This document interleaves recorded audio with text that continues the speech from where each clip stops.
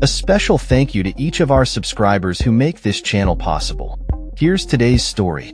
In a stark escalation of rhetoric and military posturing, Russian President Vladimir Putin has issued a chilling warning regarding the use of the newly developed Oreshnik hypersonic missile against decision-making centers in Kyiv.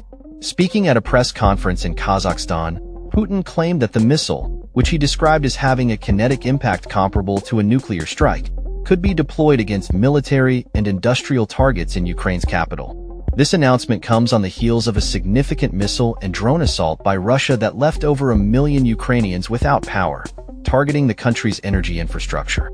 The Oreshnik missile, which Putin asserts cannot be intercepted by existing air defense systems, was recently used in an attack on Dnipro, marking its first deployment in a combat scenario. Putin's remarks have raised alarms in Kyiv, prompting the cancellation of a parliamentary session as fears mount over the potential for further strikes. Ukrainian officials have dismissed Putin's claims about the missile's invincibility, with Mikhailo Podolyak, an advisor to President Volodymyr Zelensky, labeling them as fiction. He emphasized that the missile is likely just a modified version of existing Russian intercontinental ballistic missiles.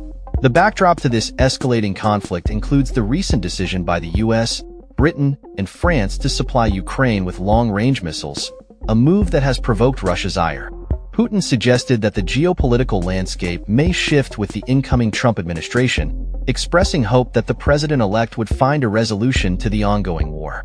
However, the reality on the ground remains grim, with continued Russian attacks on Ukraine's power grid and a looming winter that poses additional challenges for the war-torn nation. As the conflict drags on, the prospect of negotiations remains uncertain, with Ukrainian officials insisting that any talks must come from a position of strength rather than capitulation.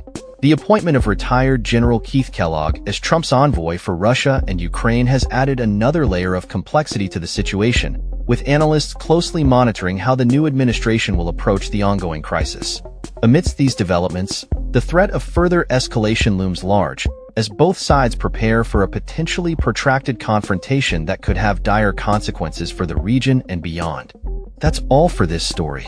We upload videos every day covering many different subjects, so hit that subscribe button to stay informed. Thanks for watching.